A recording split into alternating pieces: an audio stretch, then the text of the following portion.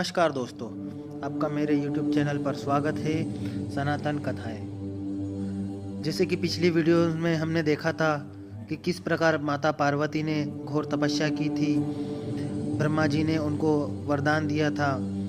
अब हम आगे जानेंगे कि शंकर भगवान ने गिरिराज हिमालय के पास जाकर क्या कहा। तो हिमालय के पास जाकर शंकर भगवान ने कहा, शैलेंद्र, मुझे अपनी कन्या दीजिए। उस विकृत वेश में अविनाशी रुद्र को ही आया जान गिरिराज को सांप से भय हुआ।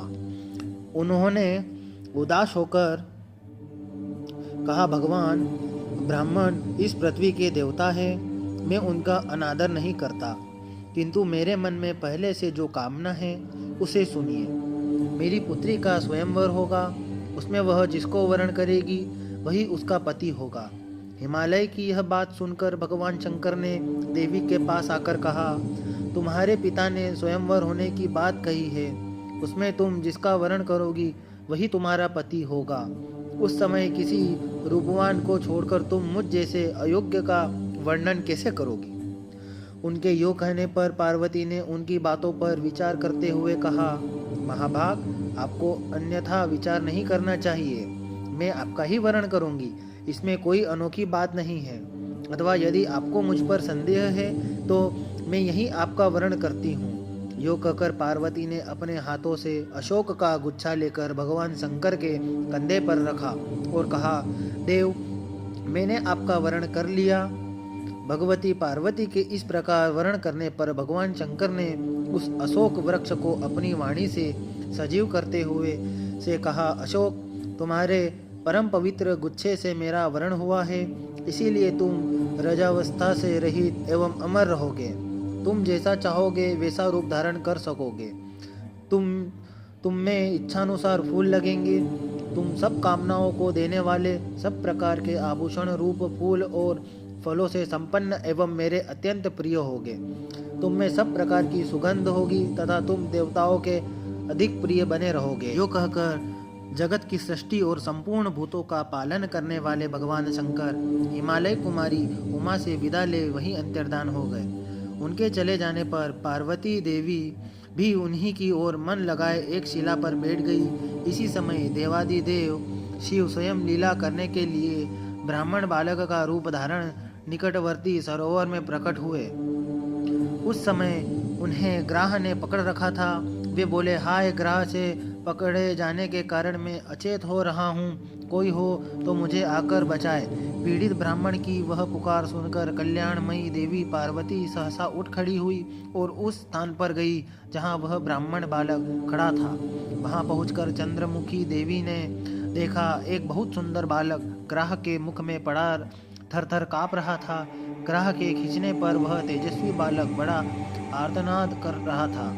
उस ग्राहग्रस्त बालक को देखकर देवी उमा दुख से आतुर हो उठी और बोली, ग्राहराज, यह अपने पिता माता का एक ही बालक है, इसे शीघ्र छोड़ दो।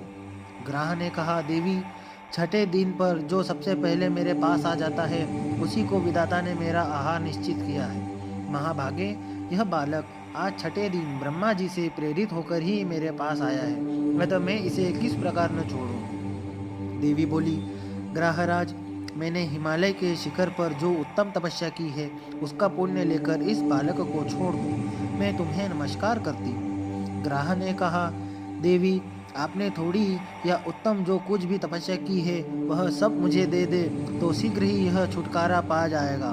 देवी बोली, महाग्राह, मैंने जन्म से लेकर अब तक जो पुण्य किया है वह सब तुम्हें समर्पित है, इस बालक को छोड़ दो। देवी ने इतना कहते ही उनकी तपस्या से विभूषित हो वह ग्राह दोपहर के सूर्य की भांति तेज से प्रज्वलित हो उठा। उस समय उसकी ओर देखना कठिन हो रहा था। ग्राह ने संतुष्ट होकर विश्व को धारण करने वाली देवी से कहा, महाव्रते, तुमने यह क्या किया? भली भांति सोचकर देखो तो सही, तपस्या का उपार्जन बड़े कष्ट से होता है, अतः उसका परित्याग अच्छा नहीं माना गया है।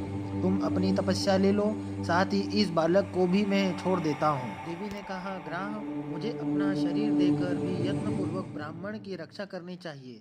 तपस्या तो मैं फिर भी कर सकती हूँ, किंतु यह ब्राह्मण पुनः नहीं मिल सकता। ग्राह, मैंने भली